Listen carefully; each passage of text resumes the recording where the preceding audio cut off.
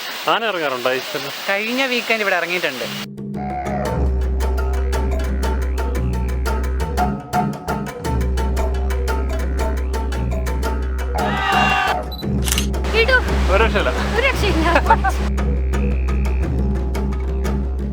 തിരുവനന്തപുരം ജില്ലയിൽ അങ്ങനെ അധികം ആരും പോയിട്ടില്ലാത്ത ഒരു കിടിലം വെള്ളച്ചാട്ടത്തിലേക്കാണ് നമ്മൾ പോകുന്നത്. വിതിര ബോണക്കാട് നിന്നും ഏകദേശം 2 കിലോമീറ്ററോളം ട്രക്ക് ചെയ്ത് പോകുന്ന വാഴവന്തോൾ വെള്ളച്ചാട്ടത്തിലേക്കാണ് നമ്മളൊന്ന് പോകുന്നത്. എൻ്റെ കൂടെ ദേശാടനപ്പറവുകൾ എന്ന് പറയുന്ന ഒരു ട്രാവൽ ഗ്രൂപ്പ് ഉണ്ട്. ആ ഗ്രൂപ്പിലുള്ള ഏകദേശം ഒരു 28ഓളം പേരടങ്ങുന്ന ഗ്രൂപ്പുമായിട്ടാണ് ഇന്ന് പോകുന്നത്. ഞാൻ അഫ്സൽ കല്ലടിക്കൽ. ട്രാവൽ നോട്ട്സിന്റെ പുതിയൊരു എപ്പിസോഡിലേക്ക് എല്ലാവർക്കും സ്വാഗതം. ഈ ചാനലിൽ അപ്ലോഡ് ചെയ്യുന്ന ഓരോ പുതിയ വീഡിയോകളും നിങ്ങൾക്ക് നോട്ടിഫിക്കേഷനായി ലഭിക്കാൻ ചാനൽ ഒന്ന് സബ്സ്ക്രൈബ് ചെയ്ത് തൊട്ടടുത്തുള്ള ആ ബെൽ ഐക്കൺ കൂടി ഒന്ന് എനാബിൾ ചെയ്താൽ മാത്രം മതി. തിരുവനന്തപുരത്ത് നിന്ന് ഏകദേശം 45 കിലോമീറ്ററാണ് നമ്മൾ ഈ ട്രക്ക് ചെയ്യുന്ന ഫോറസ്റ്റ് ചെക്ക് പോസ്റ്റായ കാണിത്തടം ചെക്ക് പോസ്റ്റിലെത്താൻ. തിരുവനന്തപുരത്ത് നിന്ന് ഏകദേശം 35 കിലോമീറ്റർ വിതിരയ്ക്കും, വിതിര നിന്ന് ബോണക്കാട് റൂട്ടിൽ ഏകദേശം 10 കിലോമീറ്റർ വന്നു കഴിഞ്ഞാൽ കാണിത്തടം ചെക്ക് പോസ്റ്റായി. ഇവിടെ നിന്നാണ് നമ്മൾ ട്രക്കിങ് സ്റ്റാർട്ട് ചെയ്യുന്നത്. നമ്മുടെ ഗ്രൂപ്പിലുള്ള കുറച്ച് പേരൊക്കെ തിരുവനന്തപുരത്ത് നിന്ന് ബോണക്കാട് ബസ്സിൽ ഇങ്ങനെ എത്തുന്നതേ ഉള്ളൂ. നമുക്ക് ഈ കാണിത്തടം ചെക്ക് പോസ്റ്റിൽ നിന്ന് തന്നെയാണ് ടിക്കറ്റും ബുക്ക് ചെയ്യുന്നത്. ഇന്നൊരു പ്രത്യേക ഓഫർ ഉണ്ട് കേട്ടോ. കാരണം വന്യജീവി വാരാഘോഷമായതുകൊണ്ട് ഒരു ഓഫറിലാണ് നമുക്കിന്ന് ടിക്കറ്റ് എടുക്കാൻ പറ്റുന്നത്. നേരത്തെ ഉണ്ടായിരുന്നത് 1000 രൂപയാണ്. 1000 രൂപയ്ക്ക് ഒരാൾക്കും പോകാം. അതിൽ നമുക്ക് 10 പേർക്ക് വരെ പോകാം 1000 രൂപയ്ക്ക്. അപ്പോൾ ഒരാൾക്ക് 100 രൂപയാകുന്നുള്ളൂ. പക്ഷേ ഇനി മുതൽ, ഈ ഡേറ്റ് മുതൽ റേറ്റ് കൂട്ടുകയാണ്. എത്രയാണെന്നുള്ളത് അനൗൺസ് ചെയ്തിട്ടില്ല, എങ്കിലും റേറ്റ് കൂട്ടുകയാണ്. അപ്പോൾ ഓൺലൈൻ ബുക്കിംഗ് ഉണ്ടോ സാറേ? ഓൺലൈൻ ബുക്കിംഗ് ഇല്ല.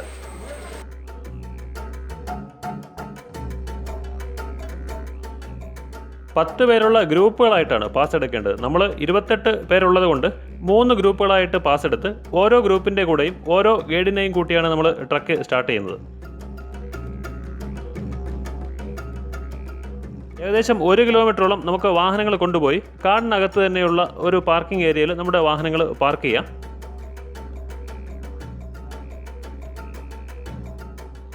യഥാർത്ഥത്തിൽ നമ്മൾ ആ പാർക്കിംഗ് കഴിഞ്ഞാണ് യഥാർത്ഥ ട്രക്കിംഗ് ആരംഭിക്കുന്നത്. നല്ല കല്ലുകളും വേരുകളൊക്കെ ഉള്ള ഒരു വഴി കൂടെയാണ് നമ്മളിങ്ങനെ ട്രക്ക് ചെയ്ത് പോകുന്നത്.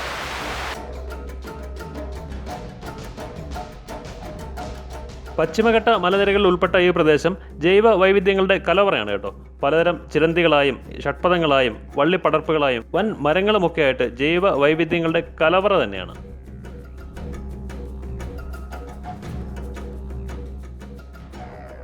വെള്ളച്ചാട്ടത്തിന് അടുത്തെത്തണമെങ്കിൽ ഏകദേശം 3 കിലോമീറ്ററോളം ഉണ്ട്. ആദ്യം കുറേ ദൂരം വലിയ ആയാസമൊന്നുമില്ലാതെ ട്രക്ക് ചെയ്ത് പോകാം. ഇടയ്ക്ക് കുറച്ച് ബുദ്ധിമുട്ടുള്ള ഭാഗങ്ങളൊക്കെ ഉണ്ട് കേട്ടോ. അതുകൊണ്ട് കൊച്ചു കുട്ടികളെയും തീരെ പ്രായം ചെന്നവരെയും ഒന്നും കൂടെ കൂട്ടാത്തതാണ് നല്ലത്.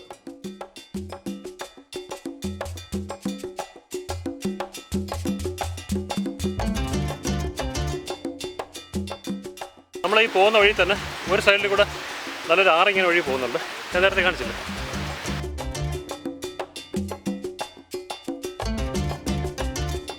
നമ്മളെ കൂട്ടത്തിലൊരു ടാർസനുണ്ട് കേട്ടോ. അതാണ് അജിത്ത്. ഇപ്പം കണ്ടില്ലേ വള്ളിയിലൊക്കെ വലിഞ്ഞ് കയറുന്നത്. പുള്ളിക്ക് വള്ളി എവിടെ കണ്ടാലും കയറിക്കൊണ്ടേയിരിക്കും. എന്തായാലും കൊള്ളാമായിരുന്നു.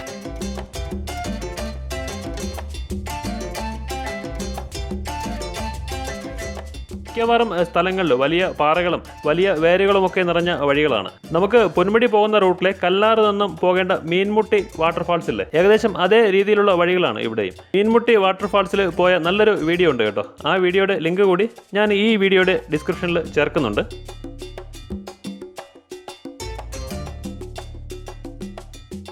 പോകുന്ന വഴിയിലെ ചെറിയൊരു വെള്ളച്ചാട്ടമാണിത്.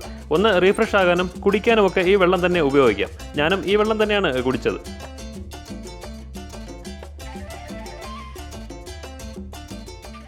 നമ്മൾ കുറേ നടന്നു വന്ന് ഏകദേശം ഒരു പകുതി എത്തിയപ്പോൾ നമ്മൾ കുറച്ചൊന്ന് വിശ്രമിക്കാനും ഈ അരുവിയിൽ മുഖം കഴുകാനൊക്കെ ആയിട്ട് കുറച്ച് നേരം ഇരുന്നു. അതിൻ്റെ പരസ്പരം പരിചയപ്പെടും. എല്ലാവരും പല ജില്ലകളിൽ നിന്ന് പല സ്ഥലത്തു നിന്ന് വരുന്നവരാണ്.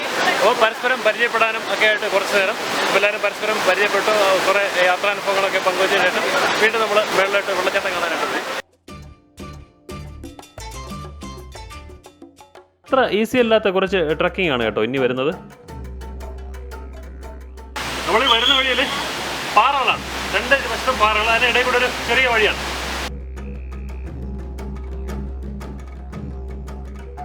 ഇവിടെ ഏറ്റവും വലിയ കൗതുകമായി തോന്നിയത് ഗൈഡ് പറഞ്ഞൊരു കാര്യമാണ്. ആന ഇതുവഴി സഞ്ചരിക്കാറുണ്ടെന്നാണ് പറയുന്നത്. എത്രത്തോളം വാസ്തവമാണെന്ന് അറിയില്ല കേട്ടോ. എന്തായാലും ഇത്രയും ഇടുങ്ങിയ, ഇത്രയും സ്ലോപ്പായ ഈ വഴിയിൽ ആന സഞ്ചരിക്കുകയാണെങ്കിൽ അതൊരു അത്ഭുതം തന്നെയാണ്.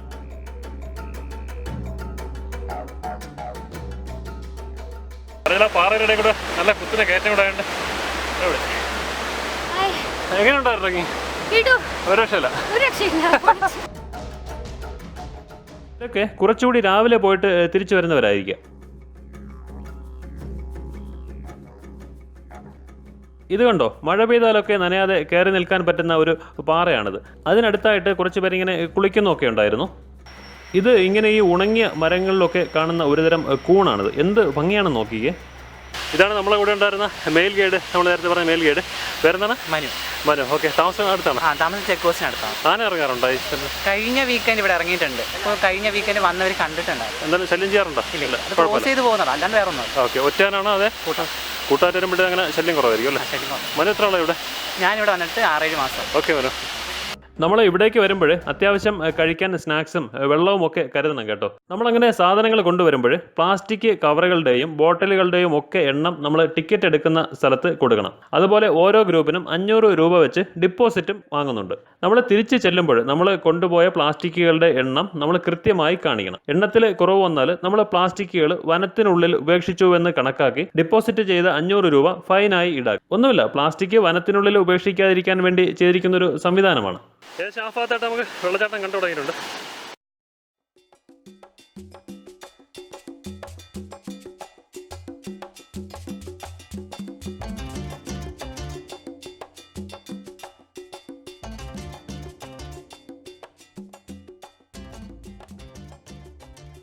മൂന്ന് തട്ടുകളിലായിട്ടാണ് കേട്ടോ ഈ വെള്ളച്ചാട്ടം. താഴത്തെ തട്ടിൽ നമുക്ക് കുളിക്കാനൊക്കെ ഇറങ്ങാം. പക്ഷേ മുകളിലത്തെ തട്ടിൽ അപകട സാധ്യത ഉള്ളതുകൊണ്ട് ഗൈഡുകൾ എന്തായാലും നമ്മളെ അങ്ങോട്ട് കയറ്റി വിടില്ല.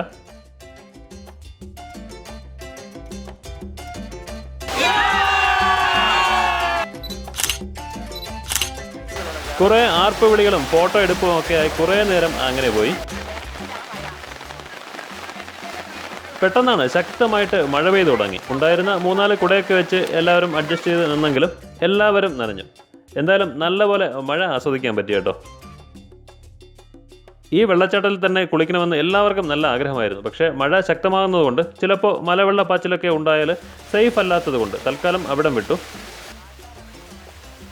എന്നിട്ട് കുറച്ച് ദൂരം കൂടി താഴേക്ക് തിരിച്ചു നടന്ന് അപ്പോഴേക്കും മഴയെല്ലാം മാറി കേട്ടോ. പിന്നെ അവിടെ കുട്ടികൾക്കൊക്കെ കുളിക്കാൻ പറ്റുന്ന സേഫായ ഒരു സ്ഥലത്ത് എല്ലാവരും കൂടി കുളിക്കാൻ ഇറങ്ങി.